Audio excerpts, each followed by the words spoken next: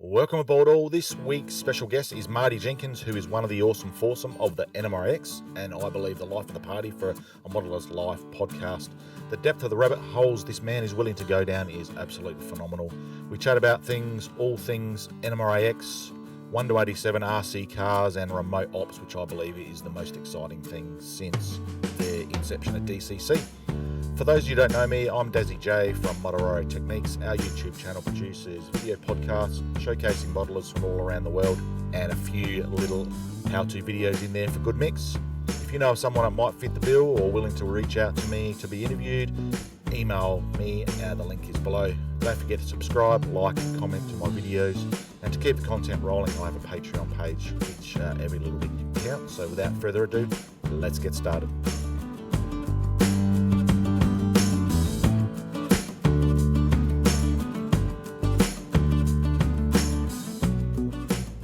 Little public service announcement here. Make sure you vote 1 for Gordy Robinson in the upcoming NMRA elections. I believe personally he has brought this hobby into the 21st century with such initiatives as the NMRA-X virtual clinics and the like. So make sure you vote for Gordy. Welcome aboard, Marty Jenkins, and thank you for taking the time away from the family this evening to chat to us here at Marty Techniques.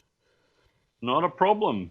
Glad to be here. So it's been a while. Obviously, we've had a few false starts with my computer and your schedule with NMRA-X and the like. So it's great to have you on here. It can be you're a bit one of these other gentlemen. You can be just about found anywhere. So NMRA-X, you're quite prominent on Facebook for the fans of the Modeller's Life podcast, and you're a regular contributor on the AML Nation there. So is there anywhere else we can find you right now? Oh, I've got my own YouTube channel, which is Marty's Train Shed.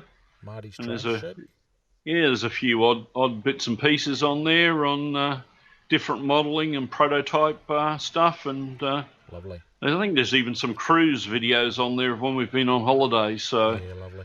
I'll link all those below, Marty's Train Shed. So I always like to get to know people's sort of history in the hobby, so to speak. So talk us through how you got into the hobby and sort of to where you are today and with the different passions you've got, I suppose.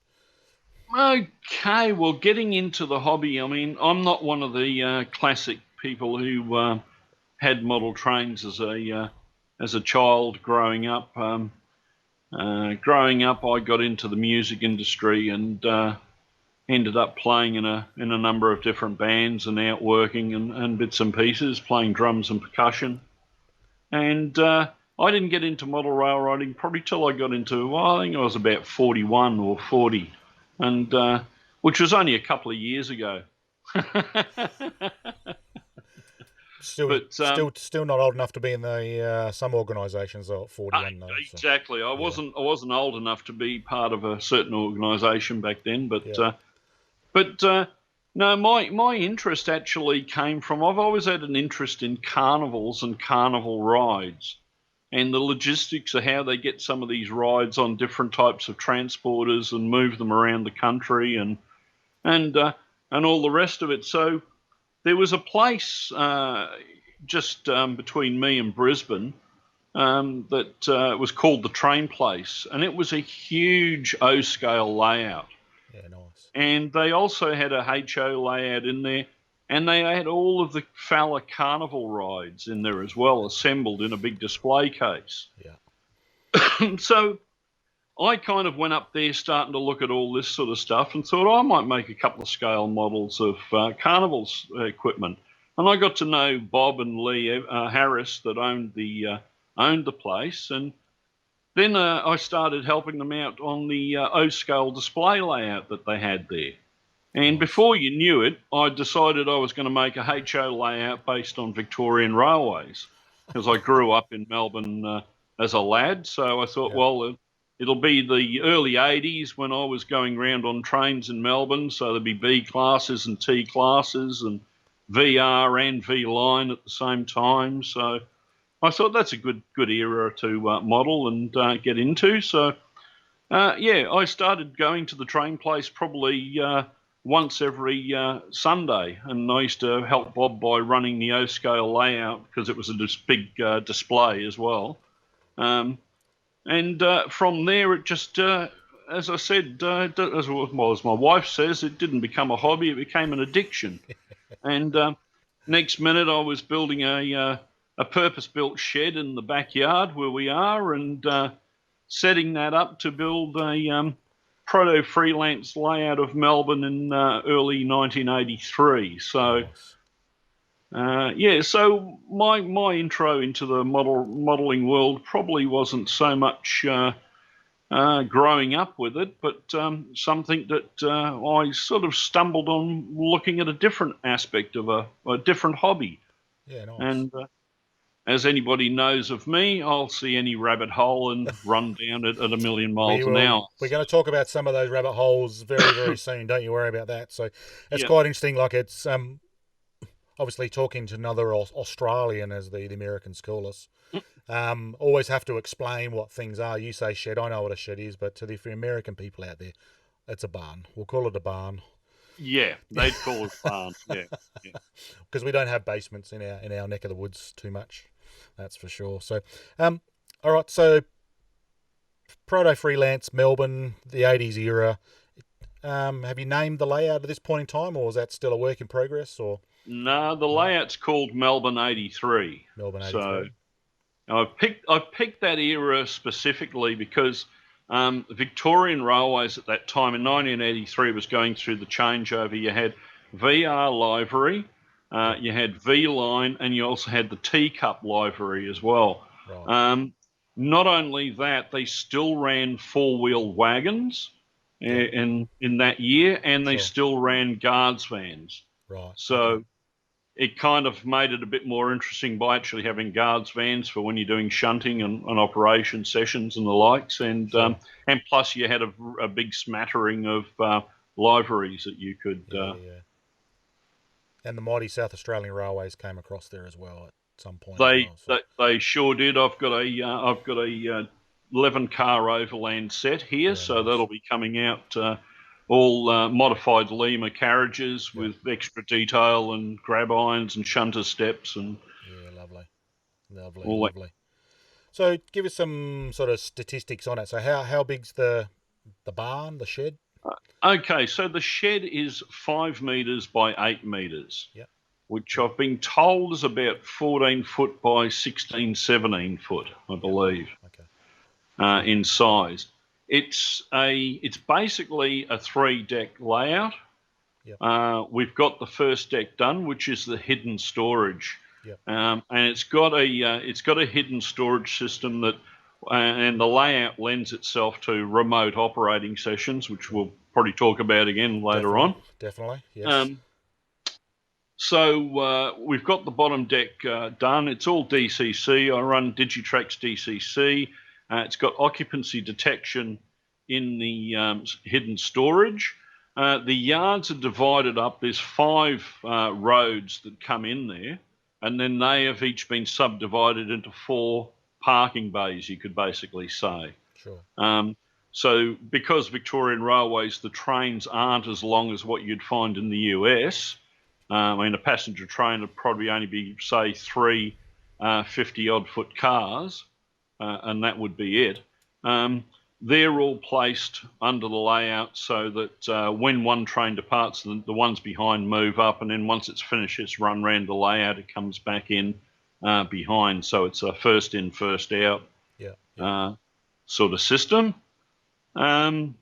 It's got occupancy detection, as I said, on all of the zones down there. There are the ESP32 cams on all of the points, so the dispatcher can actually see all the points in hidden storage.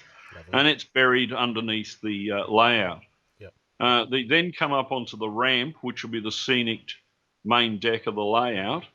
And basically I've got 2 ramps. I used the Woodland Scenics foam system instead of having to put a big helix somewhere and take up a lot of real estate. And we run it around the outside of the room. And where they come up on the layout is basically going to be as if you were coming from the eastern side of Melbourne. Or if you were coming from the western side of Melbourne, because Melbourne's traffic basically went east-west. There was some that went north, but most of it was east-west. So you might, out of hidden storage, take, say, an Adelaide jet service of containers.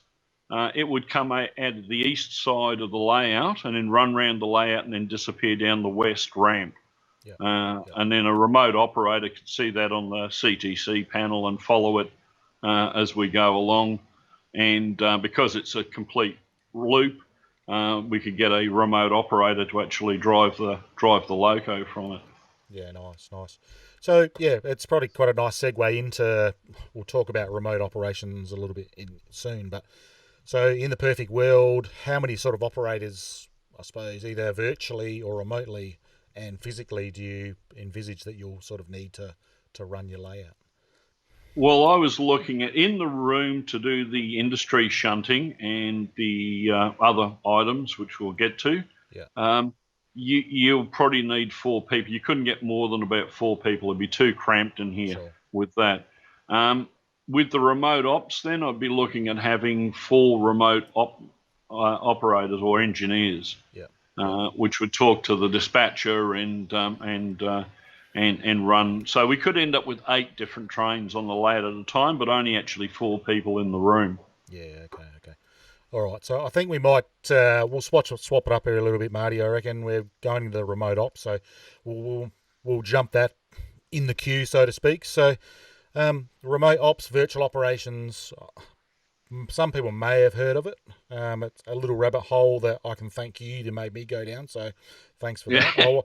Who was I talking to? Clark Koenig the other week. I was on a show with him and Jim Kello, MMR bloke. It's called NMRAX or something. I think it is their show. I'll put a link below. It's actually a bit of fun actually going on that. So I said I got Marty coming up, and he goes, "Oh, don't you jump down any of those rabbit holes. What he's going to get you to go into, I'll guarantee he's going to get you into RC cars and all sorts." And I said, "Yeah, I'm sure." So, all right. So tell us what remote or virtual operations is. I suppose we'll start with that for the uninitiated like myself. Virtual ops is basically people running your layout that are not at your layout or in your room. They're doing it over the internet remotely. Yeah. I was lucky enough to have a run on Dave Abeley's Conrail Onondaga cutoff, and then I did an op session on that layout with him. And since then, I've been hooked, and it's changed the design philosophy of what I was putting together here. To make sure that's incorporated. Basically, you use, say, your mobile phone or a tablet device and use either Y throttle or engine driver to connect to the layout. So I would give you an IP address and a port number, and you'd put that into your tablet, and you'd be able to connect straight to my layout, and you'd be able to select locos as if you were actually here. Plugged into the layout. You then, on your computer, we use a bit of software. You're going to use Wearby, a program called Wearby, and you'll actually be able to see my CTC, my CATS panel. And in CATS, you can actually attach labels to trains. Right. So I can say that you're running the Adelaide jet service, and it'll come up with, and it's train number 42. And you'll have Adelaide ADL jet service 42 on a tag that would follow around the CATS panel. So you can actually see the blocks ahead. Are they free? Are they occupied? Or the lights? And of course, if you see them occupied, well, you stop and call the dispatcher and find out what's happening ahead. And you'll also be able to see the signalling as well. Sure. So even though you're not on the layout, you'll actually see the signal posts as you go along, and obviously obey them as required. Sure. So the CATS that you talk about, it's like a dispatch type panel, or is that within JMRI? Is that how that comes out? It's a plug-in basically that goes into JMRI. So basically what happened is a bunch of guys got together and they wanted to build a CTC panel that looked or operated like a real computer dispatch panel in the States. So they designed a little plug-in that actually went into JMRI and uses all the data out of JMRI, but presents it in a slightly different way and runs in a slightly different way to how Panel Pro or Layout Editor in JMRI run. Sure. So it was specifically built for a layout. And then because that was so successful, and I forget the chap's names now that invented it, but it's called the Krandic Automation System, and that's what CATS stands for. Okay. But it's a free plugin. You can download it. You can download the files. There are plenty of videos online that show you how to install it and then how to set it up and how it interacts with JMRI. Obviously, it takes all its information for its roster and for its trains from JMRI Ops and Dakota Pro, and then it takes the track planning information and switches and the likes from Panel Pro in JMRI. So it kind of plucks data from all over JMRI to present it in a slightly different way. But it's very, from what I've been told by our American cousins, it's exactly how the real thing runs. So, okay, lovely. So, obviously, I've been delving in. You use JMRI. I'm a train controller convert, so to speak. yep. Which is obviously same, but different to a certain degree. So, I think personally, and I'd like to see what your point of view on this is, Marty. This is possibly one of the biggest things since the invent of DCC, from my point of view. If you're into the electrics and the technology side of our hobby, I think this is my personal opinion. This is the biggest thing since DCC.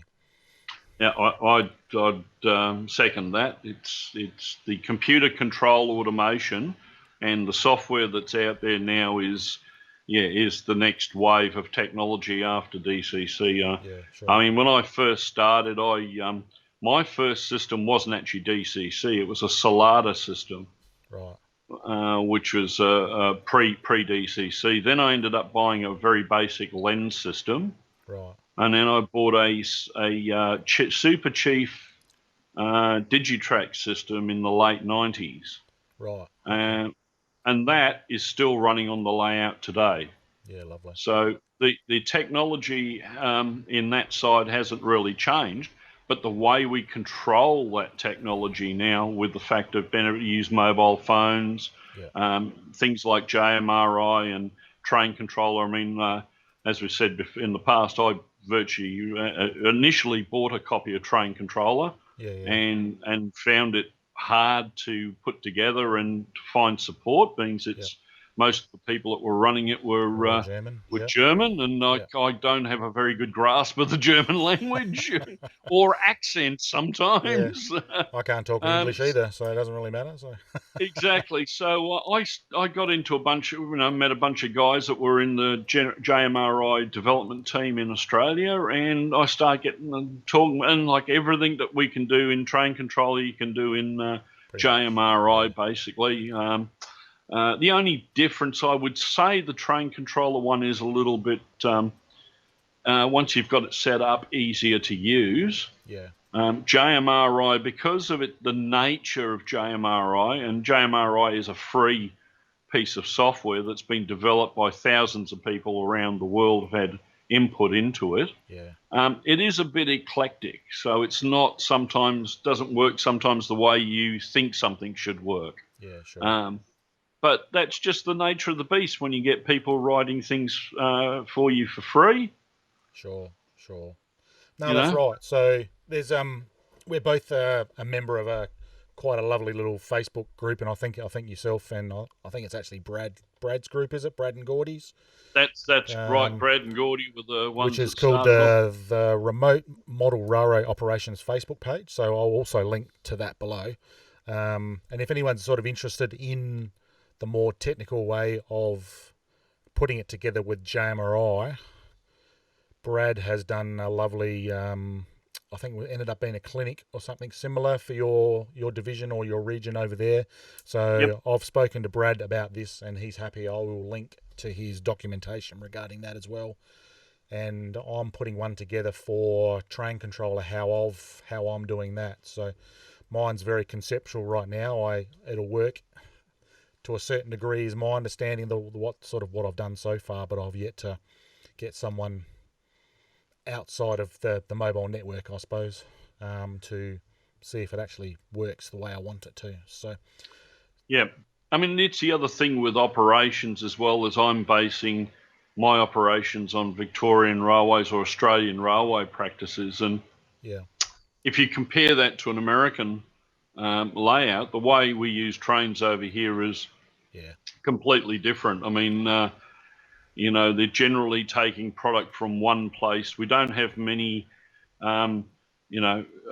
industries where we're going to be shunting things to. sure, Like if a train's coming from Lysart's Steelworks in Melbourne, it's going to have coiled steel on it, and that's all the train would be, and it would sure, head over probably to South Australia to the auto industry when it used to exist over there, yeah, and be consumed there. But we don't have the op sessions like they have in the States, where you get to a town and then you've got to swap cars out and drop cars yeah, in here and drop cars there and pick this up and yeah, move on to the next town.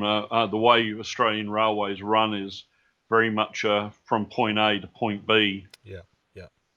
It's quite interesting you bring that up, because that's how. So my layout is basically a 10 by 10 shed, barn, call it what you will, metre that is. Mine's German railways, German Austrian. I use car cards waybill switch lists, so there's the American flavour.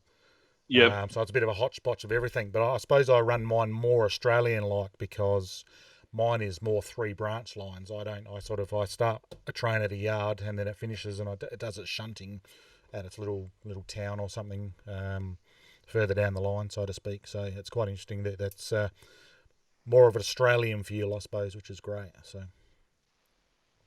Yep. So up here on the screen right now, and I'm assuming Lukey won't mind me showing this, but he's done some great little work with the ESP32 cameras on the front of wagons, because there's obviously different ways.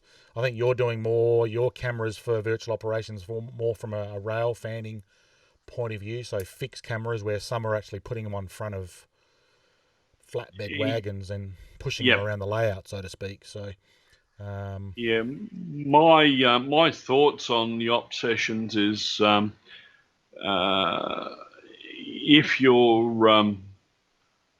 you're driving a train, basically the cameras I've put in for the hidden storage, they're basically utility cameras, so that the dispatcher can see that the double crossover is actually changed and points actually have moved to route a train in or out. sure. When we actually get up onto the layout, I'm going to put some rail fanning cameras in. Yeah.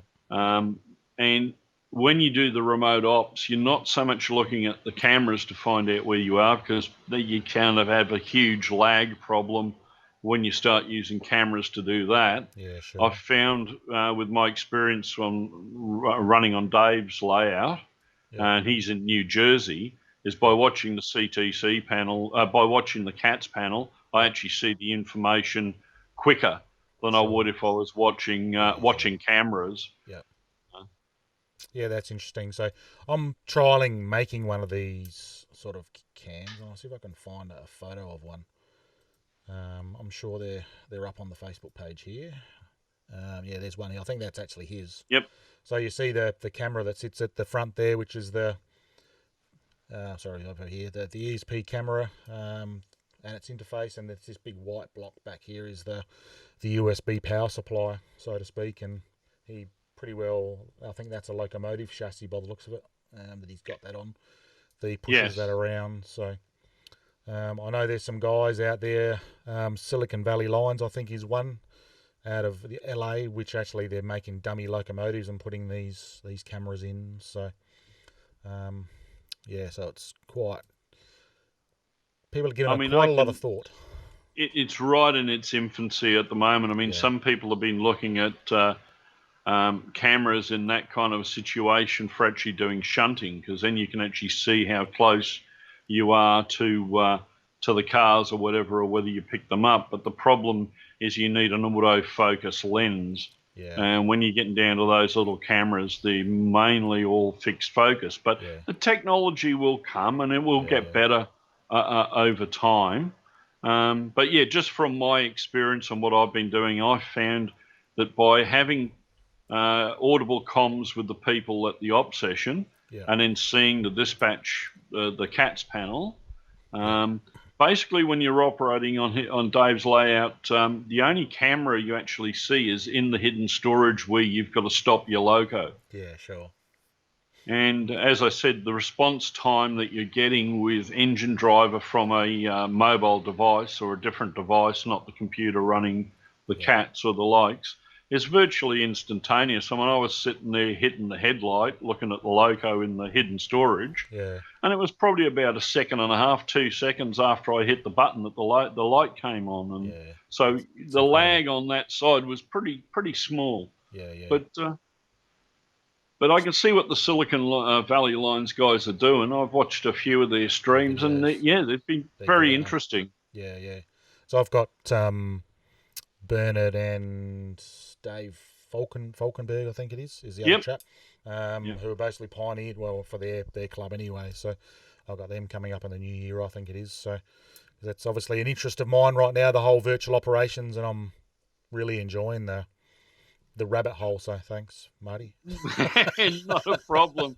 Well, it's all new as well. Yeah. I'm not saying the way that I'm sort of thinking about it or doing it is the right way. It's because it's all going to develop over time. People That's are right. new technology, new cameras. I mean, ESP32 cams weren't out 2 years ago, No. So who knows what's going to pop up round the corner that Yeah. that can make life give us another rabbit right. hole to run down. So to give you some sort of idea there, for people who don't know, these ESP32 cams, I didn't think I got as good a price on Banggood, Marty. I think I ended up going through Alibaba or something like that and getting them. I think I ended up buying 11 or 12 of them for $8 each delivered. Yep. I think it is. So probably take 5 months to get here, but that's fine. That type of price. But so they're pittance, the cameras, but the resolution's okay, I think, at this point. But they're not a true video camera. No. Like the Silicon Valley Lines guys are using Raspberry Pis. Yeah. Now they actually give you video stream out. Sure. What the ESP32 does is it takes a whole bunch of JPEGs and then runs it like a flip book. Yeah, okay. Which this is where I sort of said, okay, well, that's okay for utility stuff like checking at a point or a switch, as our American cousins would call them, has changed position or something like that. Yeah. But if I run a train past there, the train is going to be jerky and it's not going to be smooth. But they're $8 a pop. That's right. That's right. You know. So yeah, and as I said, just picked up a whole lot of them. I've had one to have a bit of a play around with, and they're very easy to flash the drive. So you just do it via your Arduino. Yep. And just plug them into USB, and away you go, basically. So they're not hard at all. So nope. And they're quite good. So where would you like this to go, I suppose? So obviously the technology is going to get better, so the cameras are going to get better. That's a given. Where do you see it actually, the remote or the virtual ops going? Well, what I'd like to see, my vision of what virtual ops will end up containing, it won't be the whole thing, it'll just be one aspect of it, but is virtual shunting. Yeah. Now, we can get remote couplers, and you can make an automated coupling system. And yeah, my thing is to actually build a loco where I've got two cameras mounted in, one forward and one reverse, and I've got automatic couplers on the loco as well. So I can actually see. Now, the cameras are going to have to get better because, as I said, the problem with focal length, a lot of them, if you're like doing a box car, as you approach it, it just goes all out of focus and you can't see anything. But eventually those we'll have the technology, as I said, will get better. I mean, 10 years ago, we were putting grain of rice incandescent globes in models because they were the smallest we can get, Well, now we can get ultra micro LEDs that are the size of a pinhead. That's right. That's You know, right. so the technology over the next few years will improve these cameras. Yeah. The boards will get smaller, Yeah. and yes, my idea is to build them into an actual loco Yeah. that you can't see the camera. Yeah. It's actually a model, and Yeah. but you can dial into it and drive it remotely and operate its couplers and couple and uncouple. Yeah. Sure. Because I know Roco, which is an Austrian brand, actually build camera locomotives. I've seen steam engines that have Yep. got them, and they actually interface back to the Z21 tablet, so to speak. I'm not sure if you can go any further and access that footage to put it elsewhere, like into a like a Streamlabs or OBS, or broadcast it any more than that. But obviously they've got the technology; they can do it. You're paying a premium price for some of their products, but Exactly. Yep. I've actually got a few remote couplers, because it's one of the things that Train Controller is good at, is sort of controlling that type of thing. And we'll get your photos in a sec of your cars. They look at the motors that you're using for those are exactly the same motor as you use for these automatic couplers that I've got. So, Right. and there's a Yep. company out of, I want to say Switzerland, in Europe somewhere, in the EU somewhere, that actually sell them as a kit. So, but then there's one company that's gone a bit further. Obviously, European coupler is very different than a knuckle coupler, but they've actually got it. They're called Kronos or Crones or something similar. They're actually slot. It's like a whole pocket system that slips into the locomotive like a NEM pocket, Yep. and then you can Yeah. control it that way. You just wire it back to your decoder, and away you go. So, Well, there's one of my friends here, Peter. He's got a very large Australian-based layout, and I'm based in New South Wales, yeah, basically, sure. and he's got automatic coupling on Yeah, most of his rolling stock, yeah, his nice. locos. So, Yeah, yeah. yeah. You can definitely do it. It's just a matter of how far you want to go, isn't it? So that's the next thing, and how much time. Yep. But Which rabbit hole do you want to run down? well, that's right. And sometimes we meet, and we awkwardly touch hands when we're down the bottom of these holes, don't we? So, um, all right. Well, obviously we're talking things all technology, so we'll go back to some sort of order. Um, Obviously you're one of the awesome foursome hooked up with the NMRA-X phenomena that's taken over the model train world in this COVID, call it what you will, part of what we're living in right now. So obviously I've spoken to Brad briefly about it. I've had Gordy, and he's had his input. Obviously he tells me he's the brains behind the operation, but we'll see. We'll see if that is. But Good old we'll Gordy. let these Englishmen think that they're the brains behind the operation, Yeah. but we know that's the Australians. So Yeah. Yeah. They can't win a cricket match, but never yeah, mind. well that's right. So can you tell us your sort of insight, your little brief history regarding the NMRAX from your point of view, and how you got involved with it? Okay. Well, basically, I met Gordy for the first time at the Kansas City NMRA convention. I think that was 2018. 2018 or 2017, it might have been. Anyway, that doesn't matter. That year, the Australian region had its convention in Queensland. And for something out of left field, I arranged two clinics to be done, one by Miles Hale out of Kansas City, and the other one by Ralph Renzetti out of Toronto.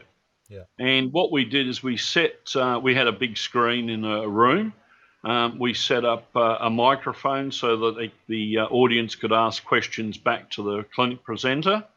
And we had a camera in the room so the clinic presenter could see the audience as well. sure. And then we did two 1 hour long clinics live. So Yeah, nice. at our convention in Australia, we actually had Ralph doing a weathering clinic direct Yeah, from nice. Toronto, Yeah, and nice. Miles did one on his layout from St. Louis. And then that night, we actually had Lionel Strang to do the guest speaker spot, again from Canada to a club in Australia. Yeah, So nice. after we'd done that, about a month after we'd done the convention was the convention in the US, and that was when I was over there with Gordy. And we got to talking over a few sherbets about, what could be done, and starting maybe a virtual division so that we could do bits and pieces like this. Yeah, sure. We had interest from the board of doing something like that, but nothing ever sort of eventuated. It was always, yes, okay, well, we'll talk about this, and then we'll talk about that. So I guess early this year, about February, we said, well, stuff it. Let's just do it. Yeah. From the grassroots. Let's just do it and see what happens. It'll either work or it won't work. Yeah. We'll either get kicked off by the NMRA and told not to do it, or they'll enjoy it. Yeah. Well, now we've got up to I think around about 100 and just on 200 odd videos up on the YouTube channel. When we started, the YouTube channel for NMRA was about 248 members. Yeah. I think it's about 3,600 or something like that now. Yeah.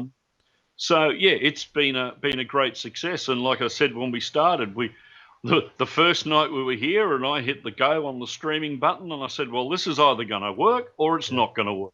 Yeah. And bang, 24 hours later, we were still going. Yeah. Nice. So we thought, okay, well, we've got onto something here. Now we need to kind of try and refine it a little. So over each show, we've tried to introduce or use a new piece of technology or something else. We brought in the wheel of chat, which was just a bit of a laugh to try and keep interaction happening while we swapped over presenters in the studio. And we've got a couple of other little ideas of things to come up, but more of an interaction with the actual people out there than just having a plain clinic running. Yeah, sure. So yeah, we started. Brad got involved. Speed got involved. Yep. And from there, it's just taken off. Next minute, we're helping other divisions and areas put stuff together. Like we just did the NMRA-X, the Northeast region. Yeah. And all we did there was stream it for them. They had organised their own presenters and their own content and everything. All we did is just provided the platform, said, right, you go to this link and we'll stream that out to Facebook and YouTube and a few other places like that. We down to other regions where we've actually done the hosting and the likes for them. So it's been a bit of a whirlwind sort of a trip. We've had a few things go wrong. The week before Gateway X, I'd spent probably about 80 hours setting up a remote data server in a remote data center in New York we were given access to free. It's just that after we got everything set up there, it was all working fine, and it all fell in a heap about 5 hours before we were about to start. So all of a sudden, I had to try and download all that day's worth of video and stuff that was going out back to my machine, so I could stream it from here. So we've had we've tried a few new technologies. They've worked. We've tried a few, and they've been a dismal failure. Yeah, sure. But yeah, that's been sort of my involvement in NMRA-X from the beginning. Speed looks after getting the bookings in and keeping the paperwork in order. Sure. I guess I'm probably was more of a nuts and bolts, but now I'm sort of doing more like we're now using green screens and the like. So we're going to try and make it where we're actually all in a studio and put some continuity together through it that way, and try and bring the production level up a bit. Yeah, sure. That was neat. Because I've got to say, I'm an electrician. I'm not a video producer. Yes, all the things we've got to learn when we start doing these things. That's for sure. So would you like to take the NMRA-X, I suppose? Well, NMRA-X to me is a added value to existing members and a portal for people who are not members of the NMRA to see what the NMRA is about. Yeah. Some people want to make it into like they can see an income stream out of it. I believe it should be free to everyone, whether you're an NMRA member or not. Yeah. And that's the philosophy that basically the four of us have and have had since the day we started it.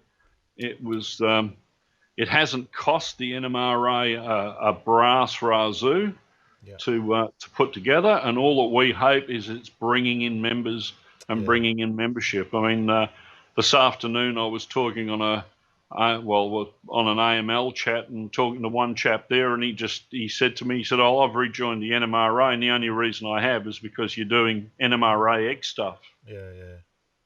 So that was the reasoning behind it. Plus, as Gordy has said, there's a lot of people out there that are remote. We've got a lot of people here. We've got members up in Mount Isa and remote in Queensland.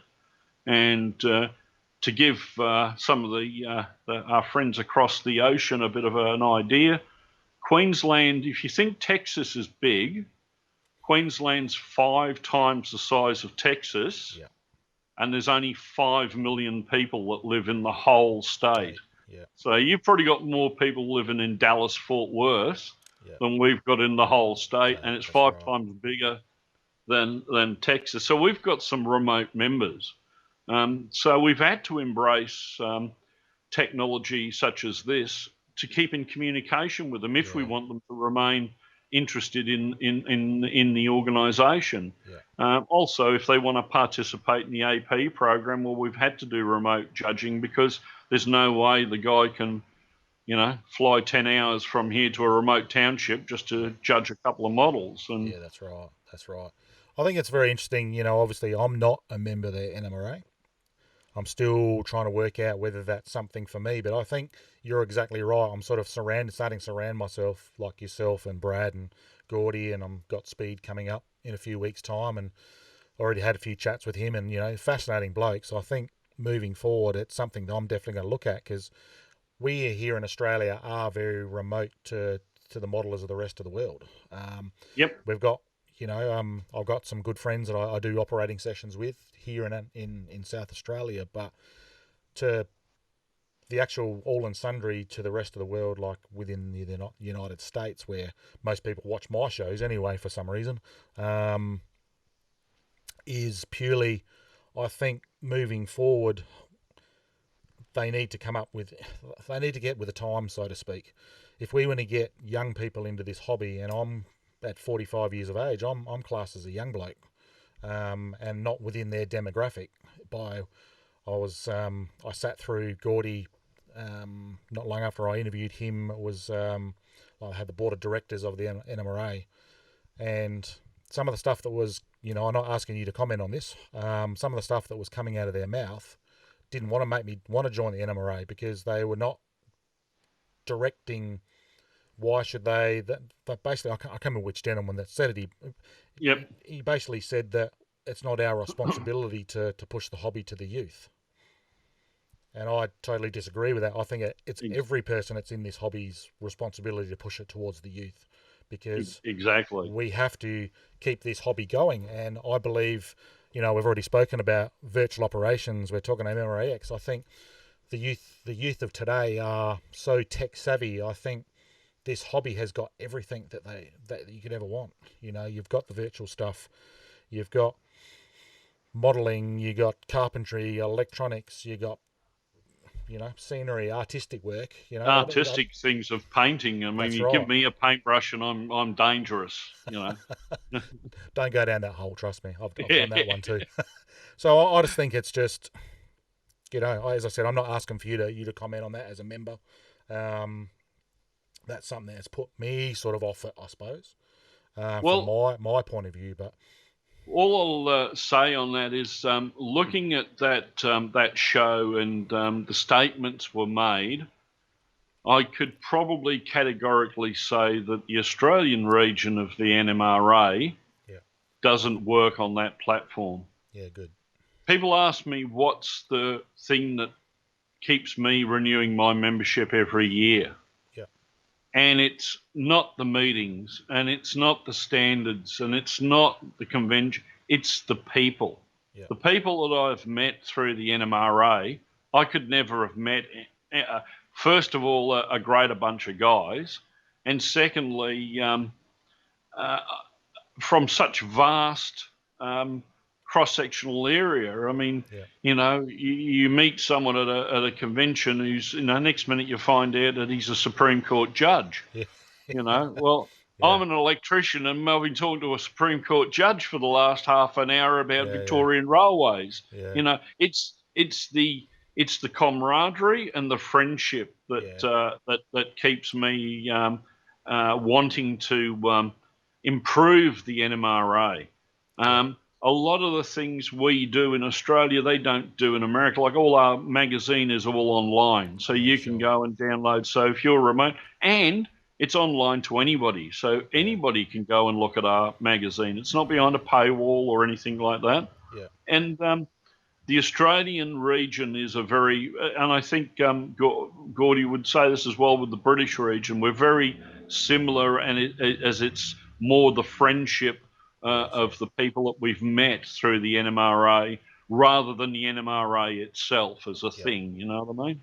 Yeah, that's right. No, yeah, that's what I'm sort of getting out of it, I think. And I think moving forward, it's something I think I will take the plunge, so to speak, and jump into it here. I don't know of any members personally in South Australia that are members, but I'm sure I'll soon get to meet some people, whether it's at meetings or virtually. The Division Superintendent for South Australia, Jane, is absolutely fantastic. Her and her son run. It's a small division over there, but again, it's very friendly. You see the photos of their meetings in the mag each month, and it's always a big smattering of people. And I've met both of them, and they're salt of the earth. You know. Good. Yeah, I've got their numbers there. I might reach out and say hello and see what I can do for them as well. See if I can help out. Exactly. Hobby, I mean, and you will actually see if you watch any of the NMRA-X, you'll find the Robinsons will come up fairly often. They're usually an avid watcher of the broadcasts. Yeah, nice. So I think moving forward with an NMRAX is something I'd like to get involved with as well. So we'll talk about that off this camera here, but something to keep me there in the back of your mind. So, but we'll do about that. Yeah. So we've talked about NMRAX. Now, probably one of the biggest rabbit holes I think I've seen anyone go down, Marty Jenkins, is you've got into 1 to 87 scale remote control cars. Yep. So we're going to go through some photos here that you've got of one of your undertakings here. So probably people have just maybe have seen, because I think about 120,000 people through the world so far have gone and seen. Luke Towan has just done a video. It just came up the other day on RC cars. Yes. And I can't remember the brand that they were, but they were all they looked more similar to this than other undertakings that he had done, because it was more brass chassis and gearboxes and everything else. So talk us through this little rabbit hole you've gone down, because this is some phenomenal work.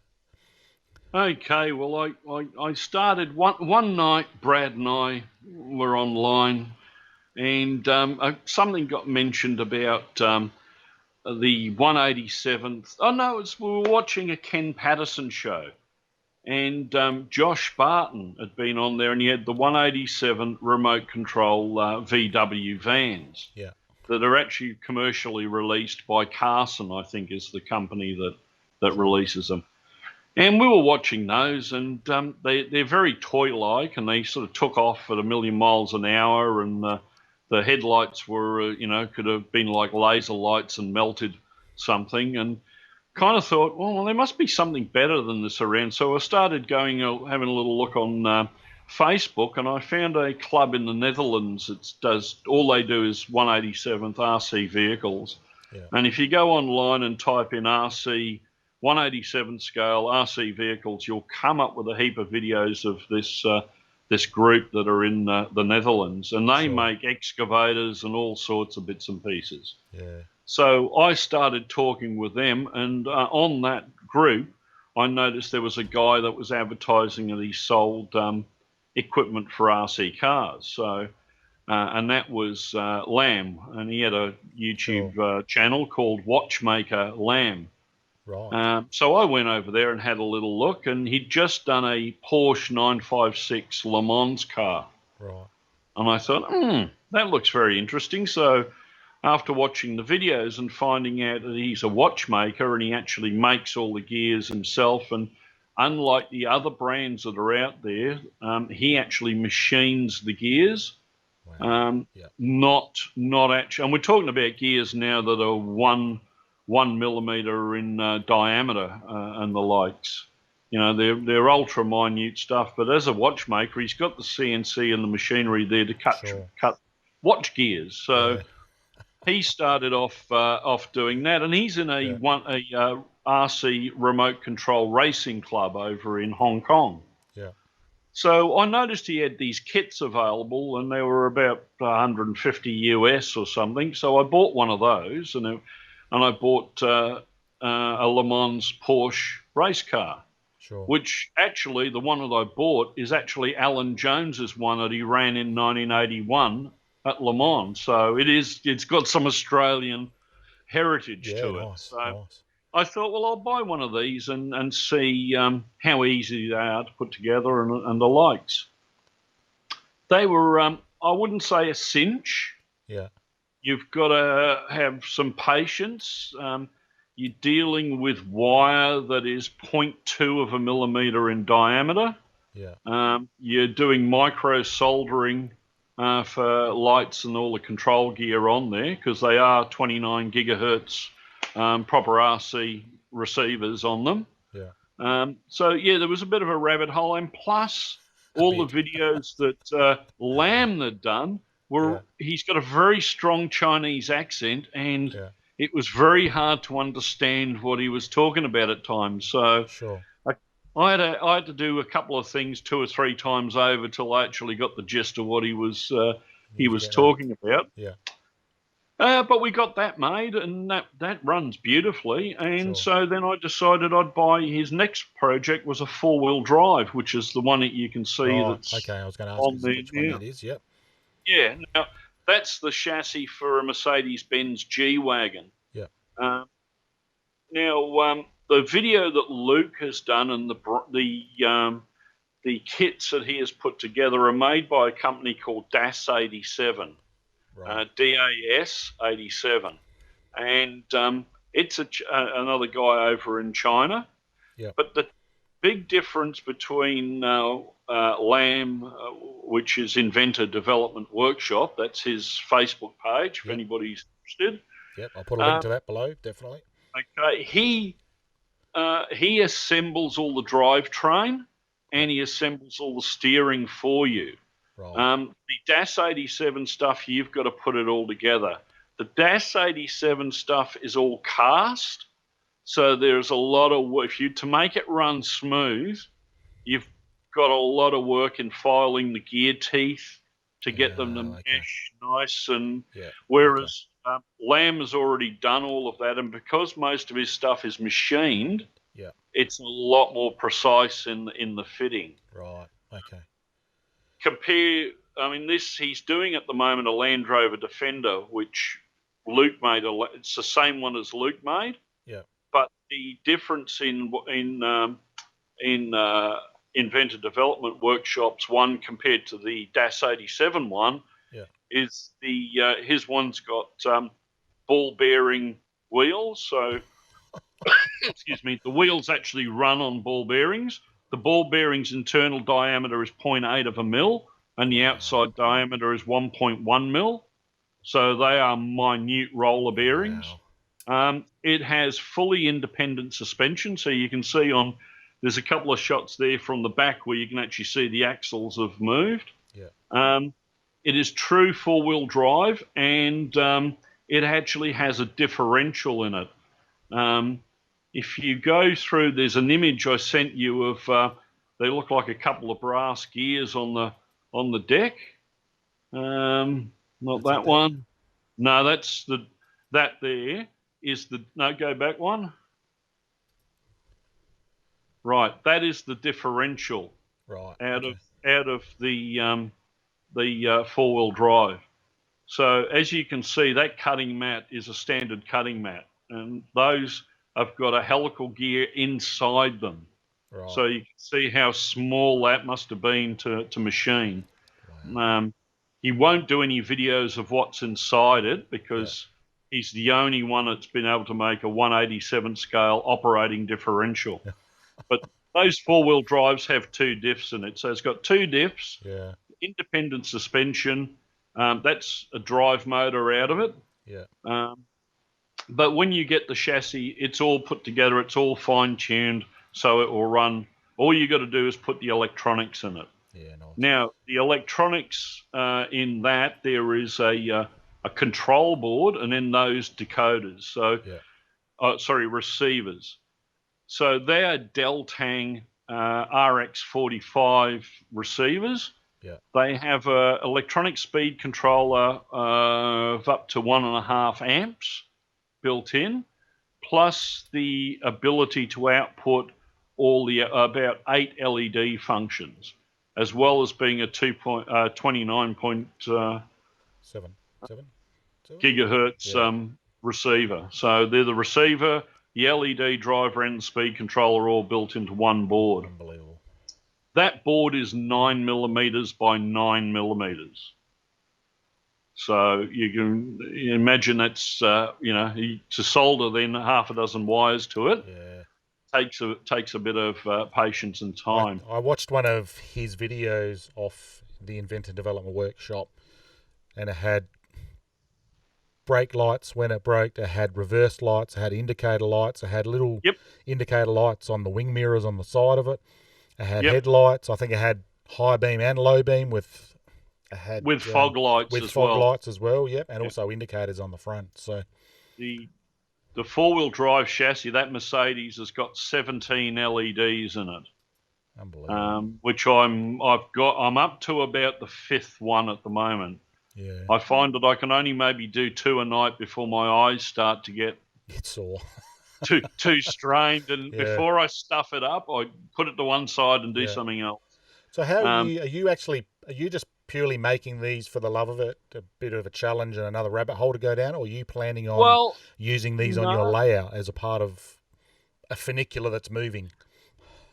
Well, after building the Porsche and seeing how well they run, I'm doing this Mercedes now.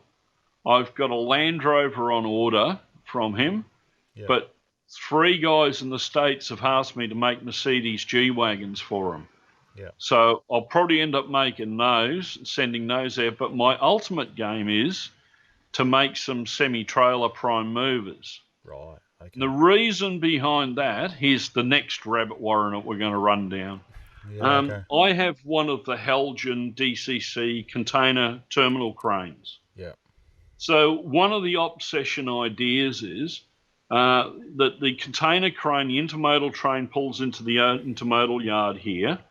They unload the containers onto semi-trailers, of which then someone drives those to the industry. Then at the industry, we've got an RC forklift, and you have to unload the containers off there and put on the ones to go back, and then drive the truck back to the intermodal facility.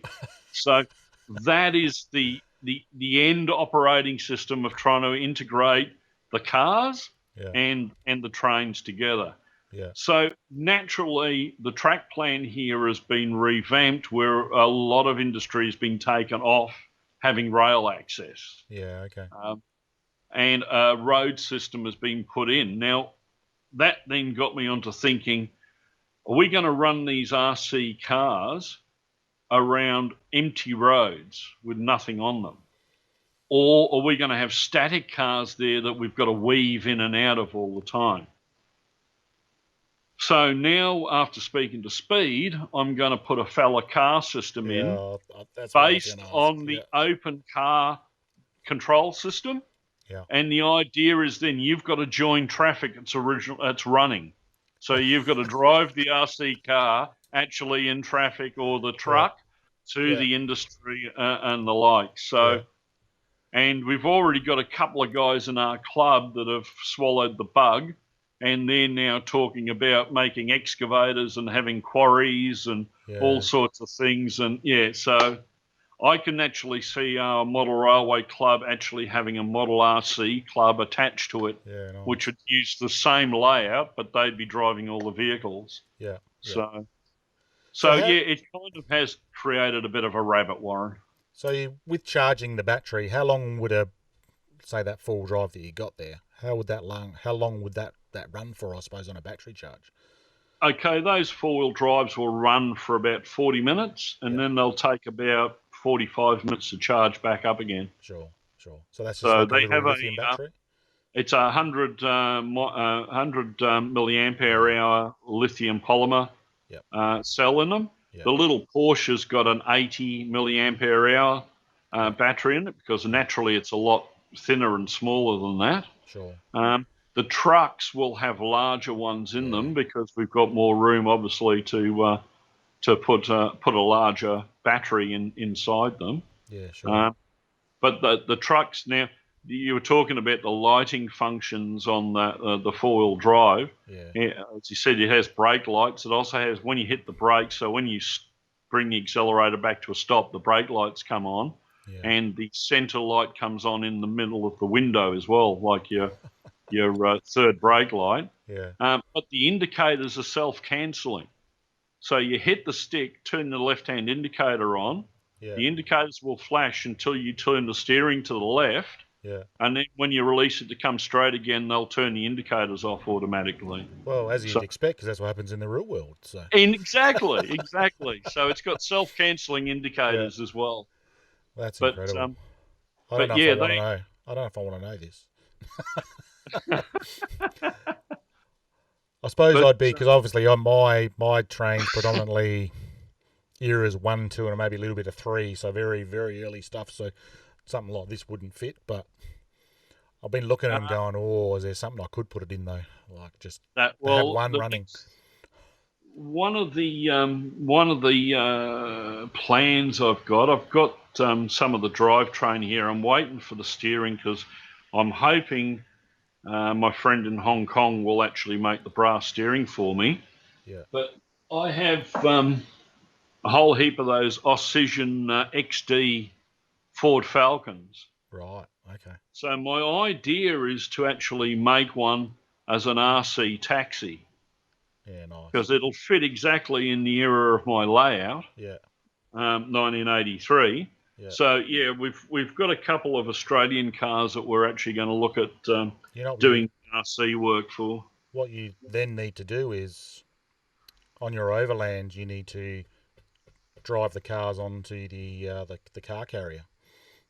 Well, I've got the Overland and I've got the Southern Aurora, and I have been thinking about that, about making the ramp a 3D printed ramp, and then using servos to make it adjust to the different levels for the motor pass rack, and then driving the vehicles on there. Yeah. So that has that and a couple of other things here have come up. Like I said, this is a whole different. Like it's another hobby, basically. Hobby within a hobby, yeah. Yeah. Because I've seen the RC cars around for a little while. My local store imports some of them, but nothing to this quality. It's all a lot just plastic, effectively. Yeah. It's basically a shrunk down version of an RC car. Are they Volkswagen? The Volkswagen combis? Yeah. Just all they're made by Carson. Yeah. But yes, so that kit from Inventor Development Workshop is about 260, 270 US. Right.